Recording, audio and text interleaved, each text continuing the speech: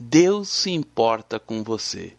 Autor, Pastor Márcio Valadão. Uma publicação da Igreja Batista da Lagoinha. Gerência de Comunicação. Edição, outubro de 2007. Apresentação. Quando você estiver lendo esse livro, não saberemos quais sentimentos estarão habitando em seu coração. Poderão ser de alegria e de paz. Você poderá ter muitos sonhos e esperanças. Entretanto, talvez esteja nutrindo sentimentos de tristeza e solidão. Poderá estar magoado e decepcionado com a vida, com as pessoas e até consigo mesmo. Por causa disso, se sente terrivelmente só, confuso e sem esperança. Mas saiba que a atitude de ouvir este livro não foi por acaso. Alguém que o ama muito e que se importa verdadeiramente com você preparou esta mensagem e a colocou no coração do pastor Márcio, para que ele pudesse transmiti-la. Você conhecerá uma verdade que mudará para sempre a sua vida. Você foi escolhido por Deus para ser um vencedor, para ter uma vida abundante e eterna. Não se contente com menos, porque você é muito importante para o Senhor. Ele tem o melhor para você, agora e eternamente. Para que tudo isso fosse possível, Jesus veio ao mundo e, sem pecado, morreu pelos nossos pecados e ressuscitou. Agora, Ele está ao lado de Deus intercedendo por mim e por você. Nas páginas que se seguem, você conhecerá o amor de Deus. Verá, por intermédio das realidades bíblicas, que Ele sabe tudo a seu respeito e se importa com os detalhes da sua vida. Além disso, as palavras deste livro lhe indicarão o único passo capaz de conduzi-lo ao caminho da vida, para que você tome posse de todas as promessas que Deus tem para os seus filhos. Tome a decisão de ouvir este livro e resista a tudo que possa impedi-lo de chegar ao fim. No término da sua leitura, se você estiver feliz, sua felicidade será iluminada pelo brilho do Senhor. Se, ao contrário, você se encontrar triste e solitário, a luz de Cristo lhe trará alegria e vida. Você sentirá o calor da presença de Deus e nunca mais experimentará a sensação de estar só. Jesus conhece você e se importa com o que pensa. Reunidos eles na Galileia, disse-lhes Jesus: o Filho do Homem está para ser entregue nas mãos dos homens, e estes o matarão, mas ao terceiro dia ressuscitará. Então os discípulos se entristeceram grandemente. Tendo ele chegado a Cafarnaum, dirigiram-se a Pedro, os que cobravam os impostos das 2 dracmas, e perguntaram: não paga o vosso mestre as 2 dracmas? Sim, respondeu ele. Ao entrar Pedro em casa, Jesus lhe antecipou, dizendo: Simão, que te parece? De quem cobram os reis da terra impostos ou tributos? Dos seus filhos ou dos estranhos? Respondeu-lhe Pedro: dos estranhos. Jesus lhe disse: logo estão isentos filhos. Mas, para que não escandalizemos, vai ao mar, lança o anzol, e o primeiro peixe que fisgar, tira-o, e abrindo-lhe a boca, achará um estáter. Toma-o e entrega-lhes, por mim e por ti. Mateus capítulo 17, versos 22 a 27. Nesse texto, podemos observar que Jesus conhece tanto as coisas visíveis quanto as ocultas. Ele sabia da cobrança dos impostos, assim como tinha conhecimento do estáter que estava oculto na garganta daquele peixe. Da mesma forma, pela sua onisciência, o Senhor nos conhece e se importa com tudo que Ele diz respeito a mim e a você, agindo e intervindo em nossa vida. Saiba que Ele conhece não apenas o seu nome e endereço, mas também o seu coração. Jesus se interessou pelo que Pedro pensava a respeito do pagamento de impostos. Ele deu uma instrução quanto ao assunto. Pedro foi inquirido pelos cobradores de impostos, que lhe perguntaram: o vosso mestre não paga as 2 dracmas? Ele, então, sem consultar a Jesus, disse: sim, ele paga. Ao entrar em casa, antes mesmo que Pedro falasse qualquer coisa, Jesus o instruiu. Entrando ele em casa, Jesus lhe antecipou, dizendo: Essa frase deixa claro que Jesus conhecia os pensamentos de Pedro antes que ele os pronunciasse, antes que Pedro perguntasse. Jesus já oferecia a resposta, por isso ele questionou: que te parece, Simão? De quem os reis da terra cobram os impostos ou tributos? Dos seus filhos ou dos alheios? A isenção de impostos a Jesus tem uma justificativa histórica e remete aos tempos do rei Saul. Esse rei havia feito uma promessa: aquele que matasse o gigante Golias, ele receberia a mão da sua filha em casamento e teria total e vitalícia isenção de impostos, não somente para ele, mas também para toda a sua descendência. Davi matou Golias e adquiriu tudo o que fora prometido. Como era da descendência de Davi, Jesus estava totalmente isento de pagar o tributo. Contudo, ele não pretendia usar o seu prestígio, e sim dar o exemplo em tudo, inclusive no pagamento dos impostos. Por isso, chamou Pedro e lhe disse: vai ao mar. E eles estavam à margem do mar da Galileia. Lança o anzol e o primeiro peixe que fisgar, tira-o e entrega-lhe por mim e por ti. Mateus capítulo 17, verso 27. É maravilhoso pensar, no meio de milhares de peixes, Jesus conhecia aquele na boca do qual Pedro encontraria um estáter. Pedro não sabia absolutamente nada e, sem entender, deve ter pensado: um peixe? Mas será na boca de um peixe que encontraria os dracmas que eu preciso para pagar os impostos? Ele se preocupava porque Jesus não andava com dinheiro no bolso, nem tinha carteira. Entretanto, quando Jesus lhe disse para lançar um anzol, Pedro certamente se lembrou de outra pescaria. Noutra ocasião, recebera do Senhor essa mesma ordem. Jesus ordenara que ele e os demais pescadores lançassem suas redes ao mar, embora tivessem tentado a noite inteira sem pescarem nada. Contrariando todas as evidências, pescaram tantos peixes que rompiam as redes. Agora seria um único peixe, um peixinho. Jesus não apenas lhe mandou pescar, como também disse que se esse peixe estaria engasgado como a moeda de um estáter, justamente o valor do imposto que lhe estava sendo cobrado. Aqueles impostos que estavam sendo cobrados não eram para o benefício de Israel nem de Jerusalém. Eles favoreciam Roma, um império tirano, malévolo, endemoniado.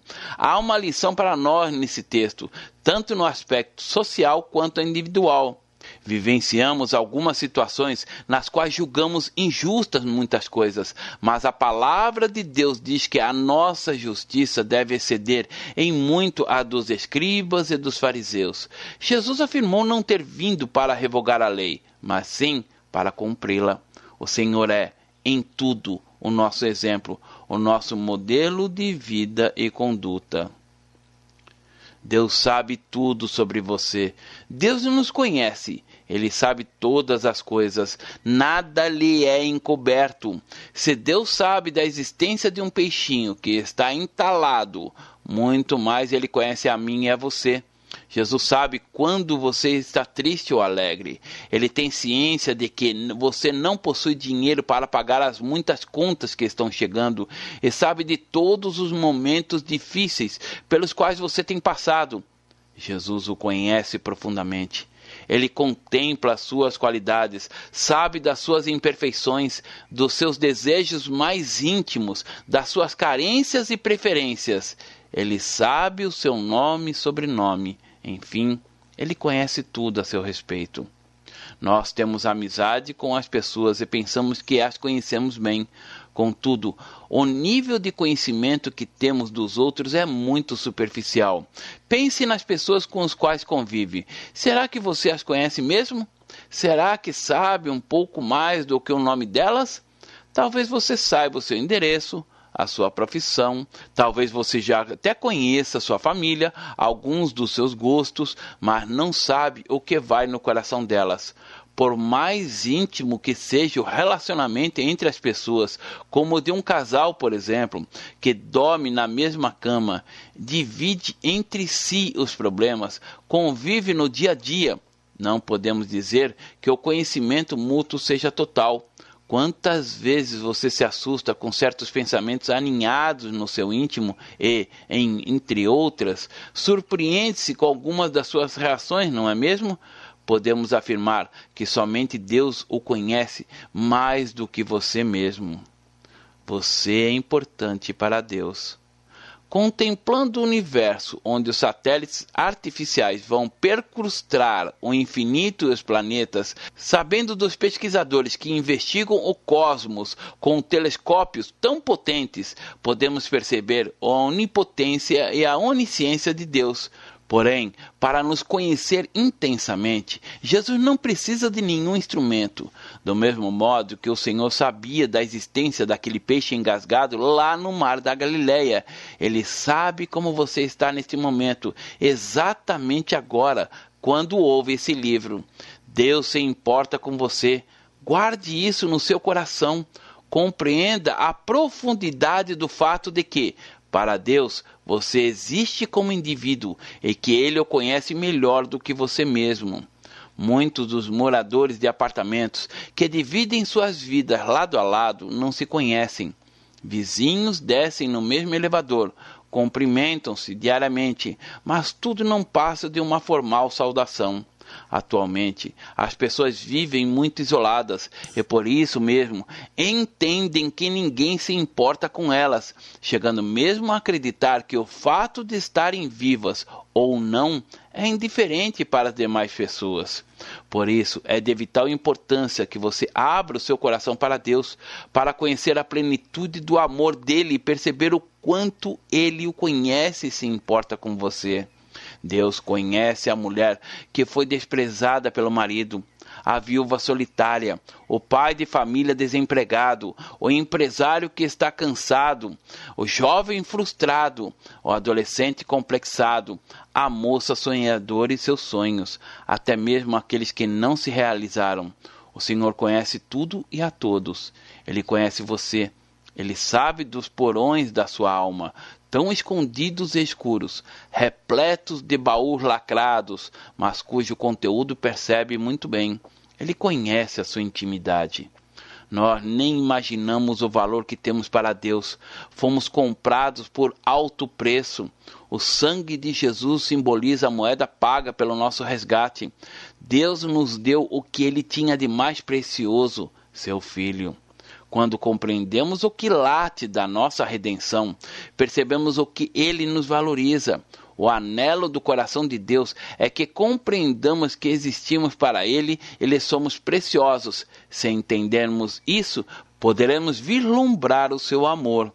Talvez você, marido, esteja pensando, eu não existo mais para minha mulher. Ou você, esposa, pensa que não existe mais para o seu marido nem para os seus filhos. Quem sabe, o empregado acredita que para o seu patrão ele nunca existiu? E muitos são os idosos que, sentindo-se desprezados e abandonados, dizem não mais existirem para a família. Tenha certeza, querido leitor, de que o Senhor se importa com você. Essa verdade está presente em vários textos bíblicos e o Salmo 139 é um deles. Este salmo é de uma eloquência tremenda quando diz: se suba aos céus, lá estás. Se faço a minha cama no mais profundo abismo, lá estás também. Se tomo as asas da alvorada e me detenho nos confins dos mares, ainda lá me haverá de guiar a tua mão e a tua destra me sustentará. Salmo 139, versos 8 e 9. Entregue a Deus os seus cuidados. Quão maravilhoso é Deus! Se um peixe existia para o Senhor, quanto mais você, Deus garante pela sua palavra que Ele pode arrancá-lo dessa situação difícil pela qual você talvez esteja pensando. O texto de Mateus nos fala de um peixe que ficara engasgado com uma moeda. Quem sabe você, durante anos, dia após dia, mês após mês, vem engolindo algumas situações e por isso está entalado também? Quero lhe dizer que Jesus está vendo. Ele o conhece e quer libertá-lo. Entregue-lhe toda a sua aflição. Espere nele e verá que tudo será resolvido. Imagine aquela cena. Parece até desenho animado. Um peixe gordinho, travesso, vê no meio da areia, lá no fundo do mar, uma coisa redondinha brilhando. Ele olha o tamanho dela, constata que sua boca é maior do que ela e a engole. Mas a moeda não desce, fica atravessada na garganta. Se Jesus tinha conhecimento daquele peixinho entalado lá no mar da Galileia, muito mais ele sabe de você, amado, que está aí com alguma coisa entalada. É a esposa com um nó na garganta que não se desfaz. O filho que tem alguma coisa para falar com os pais e nunca consegue dizer. Ou o marido contrariado que sofre sem expressar o seu sentimento. Tantas coisas atravessadas na garganta. Aquele adolescente que está tendo um namoro imoral e cuja culpa está engasgando. Aquela sogra que muitas vezes disfarça as lágrimas e fica engasgada. Ou a nora que sai em silêncio, entra no quarto, tranca a porta e chora sozinha. Está engasgada? O motivo do choro fica atravessado na garganta. Jesus o conhece a todos. Você, meus queridos idosos, que tanto ensaiam para falar com os filhos, entretanto, aquela conversa fica sempre engasgada, pois nunca tem a oportunidade para isso. Você, que é um profissional tão bom e não é reconhecido, que fica engasgado em silêncio, humilhando-se para manter seu emprego. Jesus sabe de todos vocês e os conhece individualmente. Ele conhece o coração dos pastores, nós, que tantas vezes ouvimos palavras duras que não precisaríamos ouvir, mas permanecemos em silêncio. Ele sabe o que você engoliu, conhece minuciosamente tudo o que lhe passa no íntimo e que está sufocando a sua alma. Aquele peixe jamais conseguiria digerir a moeda, porque ela não faz parte da sua alimentação natural, não era apropriada para ele. Você também não vai conseguir digerir todas as coisas que estão sufocando, porque elas também não fazem parte da vida que Deus planejou para você.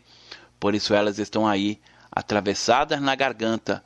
O amor, o carinho, a aceitação, a bondade e a misericórdia que fazem parte da nossa vida. Como é difícil engolir traições, calúnias, desamor. São tantas coisas que não fazem parte da alimentação natural da nossa alma, não é? Por isso é que ficamos engasgados. Deus transforma as situações. Tudo que está nos sufocando pode ser transformado. Aquela moeda que mataria o peixe, que o engasgava, era exatamente a solução para Pedro. Aquela moeda pagaria o imposto que estavam cobrando de Jesus.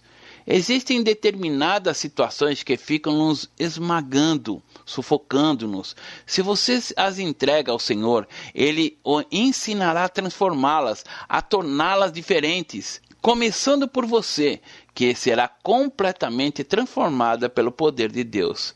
Certa vez, Jesus estava na casa de um homem chamado Simão. De repente, entrou ali uma mulher muito bonita, cabelos compridos, cheia de maquiagem nos olhos e muito batom na boca. Era uma prostituta que se apaixonara por muitos homens. Quando ela soube que Jesus estava na casa de Simão, um fariseu, foi até lá e, chegando, lançou-se aos pés do Senhor. Chorando, derramou perfume sobre seus pés e enxugou-os com os cabelos, abraçou e beijou os pés do mestre. Veja o que aconteceu então. E disse a palavra. Ao ver isso, o fariseu que o convidara disse consigo mesmo: se este fora profeta, bem saberia quem e qual é a mulher que lhe tocou, porque é pecadora. Jesus então, olhando para ele, contou uma história. Certo credor tinha 2 devedores. Um lhe devia 500 denários e outro 50. Não tendo nenhum dos 2 que pagar, perdoou-lhes a ambos. Qual deles, portanto, o amará mais? Respondeu-lhe Simão. Suponho que aquele a quem mais perdoou. Replicou-lhe: julgaste bem. E voltando-se para a mulher, disse a Simão: vês esta mulher? Entrei em tua casa e não me deste água para os pés. Esta, porém, regou meus pés com lágrimas e os enxugou com seus cabelos. Lucas capítulo 7, verso 39 a 44. Aquela mulher poderia ter sido ridicularizada pelo dono da casa, mas Jesus conhecia o coração dela e o exaltou o seu gesto, tornando-a conhecida até os dias de hoje. Deixe-se fisgar por Jesus. A minha intenção nessa mensagem, querido ou querida, é justamente pescá-lo.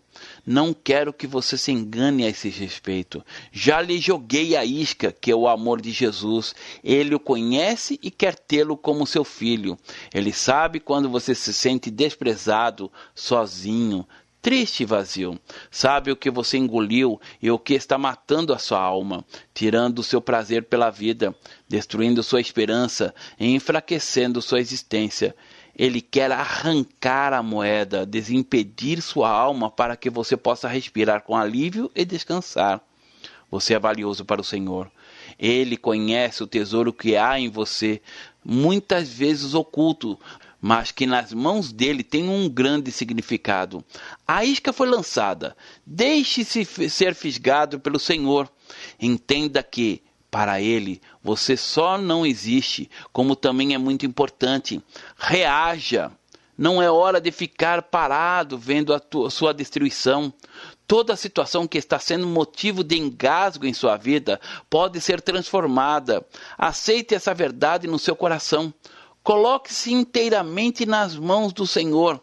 Você é importante para Ele. Deixe seu coração voltar-se para Deus. Se, no mar da Galileia, Jesus viu um peixe entalado, tenha certeza de que, nesta hora, Ele vê você e tudo aquilo que está engasgando.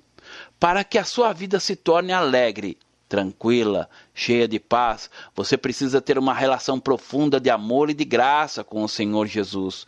Conte-lhe suas necessidades. Eu devo, eu necessito, eu quero. Exponha-lhe as suas angústias. Deixe seu coração ser conduzido pela graça do Senhor, para que Ele transforme e altere aquilo que o está sufocando e tudo seja novo. Fique livre desse aperto no coração. Tudo será diferente quando você se voltar para Deus. Mude suas escolhas, reveja seus conceitos e valores e reconstrua-os sob o cuidado de Deus.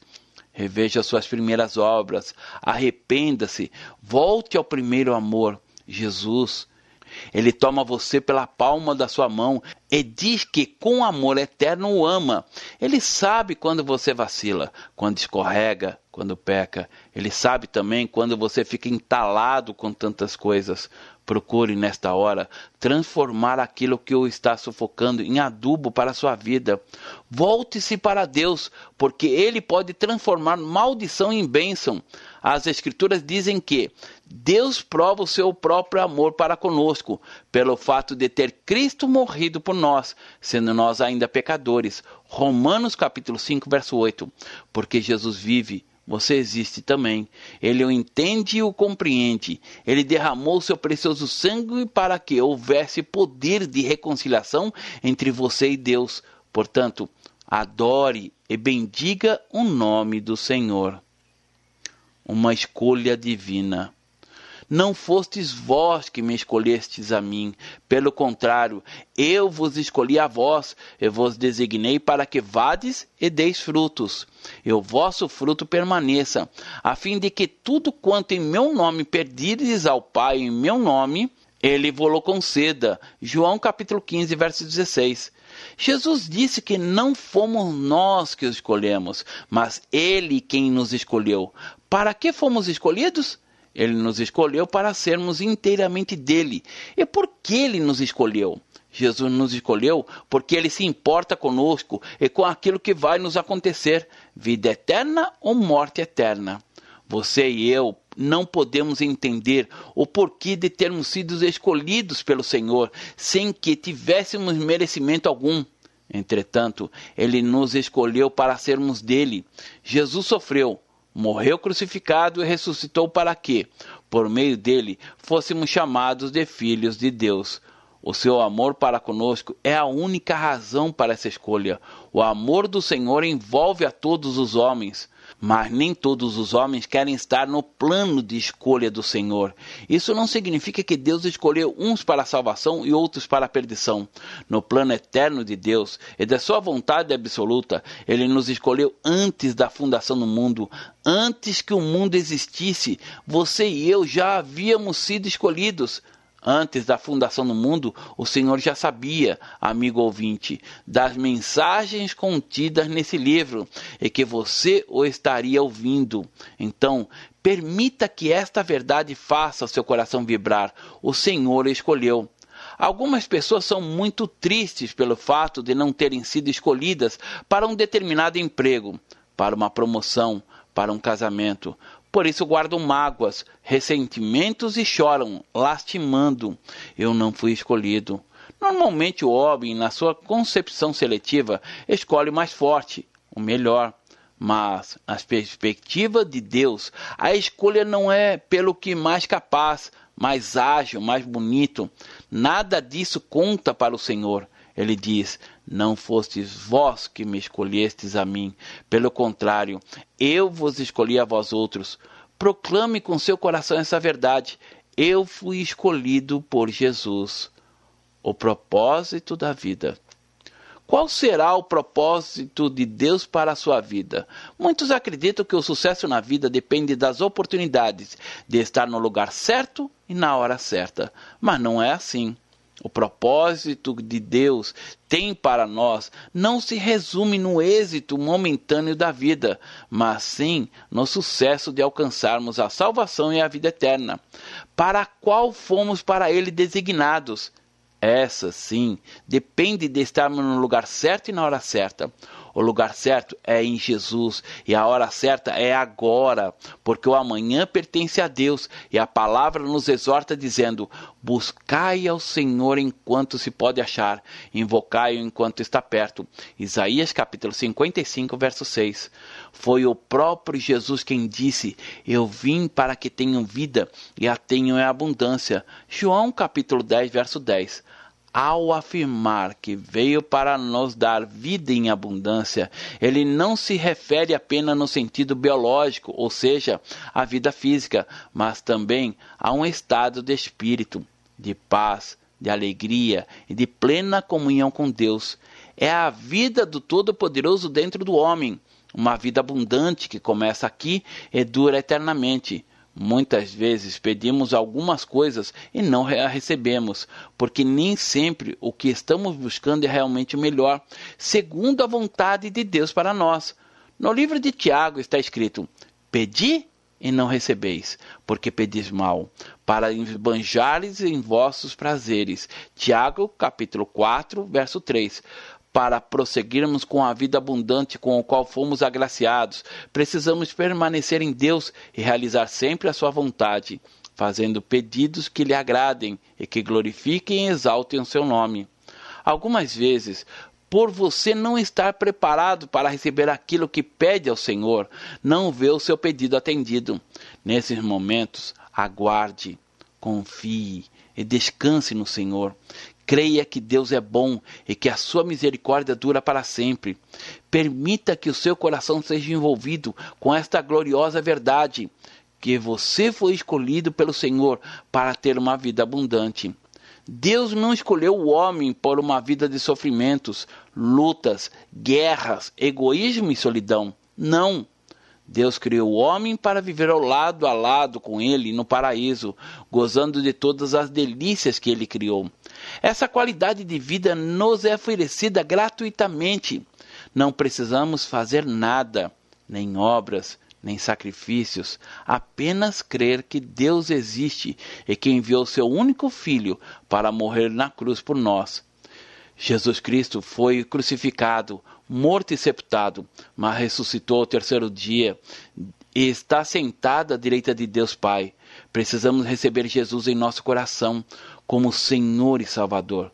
Só assim teremos a vida que Deus nos oferece. Você foi um escolhido. Talvez até hoje você esteja se sentindo rejeitado, porque ninguém o escolheu ainda. Essa é a mentira no qual o diabo quer que você acredite. Você precisa receber a palavra de Deus como verdade. Está escrito no livro de Efésios.